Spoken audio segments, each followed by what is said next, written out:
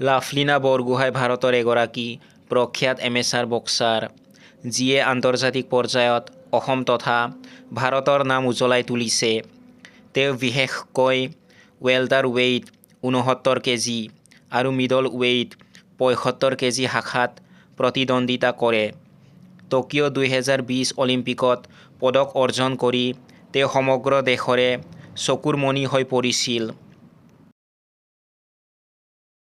লাভলীনাৰ জন্ম হৈছিল 1997 চনৰ 2 অক্টোবৰত অসমৰ গোলাঘাট জিলাৰ সৰুপথাৰৰ ওচৰৰ বৰপথাৰৰ বাৰমুখীয়া গাঁৱত।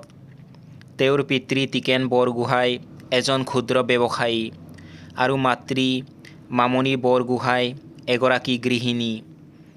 তেওঁৰ দুই জ্যেষ্ঠ যমজ ভগ্নী লিছা আৰু লিমা ৰাষ্ট্ৰীয় পৰ্যায়ৰ কিক বক্সাৰ আছিল, যিয়ে লাভলীনাৰ বাবে অনুপ্ৰেৰণাৰ উৎস হিচাপে কাম কৰিছিল। প্ৰাৰম্ভিক অৱস্থাত লাভলীনা কিক বক্সিং বা মুৱা থাইৰ প্ৰতি আকৰ্ষিত হৈছিল। অৱশ্যে পিছলৈ তেওঁ বক্সিঙলৈ ৰূপান্তৰিত হয়। 2012 চনত ভাৰতীয় ক্ৰীড়া প্ৰাধিকৰণ (SAI)ৰ দ্বাৰা তেওঁৰ বিদ্যালয় বৰপথাৰ বালিকা উচ্চ মাধ্যমিক বিদ্যালয়ত অনুষ্ঠিত এক ট্ৰায়েলৰ সময়ত প্ৰখ্যাত প্ৰশিক্ষক পদুম চন্দ্ৰ বড়োৰ চকুত পৰে। ইয়াৰ পিছত তেওঁ গুৱাহাটীৰ SAI প্ৰশিক্ষণ কেন্দ্ৰত প্ৰশিক্ষণ গ্ৰহণ কৰিবলৈ আৰম্ভ কৰে। লাভলীনাই 2016 চনৰ পৰা আন্তৰ্জাতিক পৰ্যায়ত ভাৰতক প্ৰতিনিধিত্ব কৰি আহিছে। ভিয়েটনামত অনুষ্ঠিত এছিয়ান চেম্পিয়নশ্বিপ 2017 প্ৰতিযোগিতাত তেওঁ ব্ৰঞ্জৰ পদক লাভ কৰে।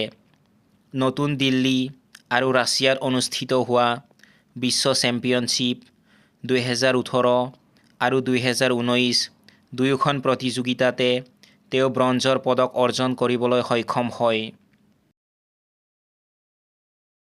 2021 চনত অনুষ্ঠিত টকিঅ' অলিম্পিকত 2020 গ্ৰীষ্মকালীন অলিম্পিক লাভলীনাই 69 কেজি ৱেলটাৰ ৱেইট শাখাত ব্ৰঞ্জৰ পদক জয় কৰি ইতিহাস সৃষ্টি কৰে।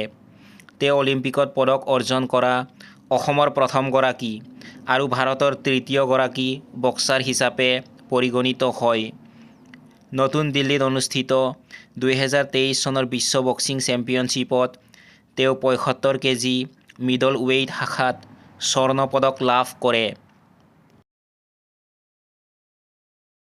ক্ৰীড়া ক্ষেত্ৰলৈ আগবঢ়োৱা অৱদানৰ বাবে তেওঁক বহুকেইটা সন্মানীয় বঁটা প্ৰদান কৰা হৈছে। 2020 চনত ভাৰত চৰকাৰে তেওঁক অৰ্জুন বঁটা আৰু 2021 চনত ভাৰতৰ সৰ্বোচ্চ ক্ৰীড়া সন্মান মেজৰ ধ্যান চান্দ খেল ৰত্ন বঁটা প্ৰদান কৰে। 2021 চনত তেওঁ অসমৰ দ্বিতীয় সৰ্বোচ্চ অসামৰিক বঁটা অসম সৌৰভ বঁটা লাভ কৰিছিল। 2022 চনত অসম চৰকাৰে তেওঁক অসম আৰক্ষীৰ DSP হিচাপে নিযুক্ত কৰে। লাভলীনা বৰগোহাঁই কেৱল অসমৰেই নহয়, সমগ্ৰ ভাৰতৰ যুৱ প্ৰজন্মৰ বাবে এক ডাঙৰ অনুপ্ৰেৰণা। তেওঁৰ এই সফলতাই দেখুৱাইছে যে কঠোৰ পৰিশ্ৰম আৰু আত্মবিশ্বাসেৰে যিকোনো লক্ষ্যত উপনীত হ'ব পাৰি।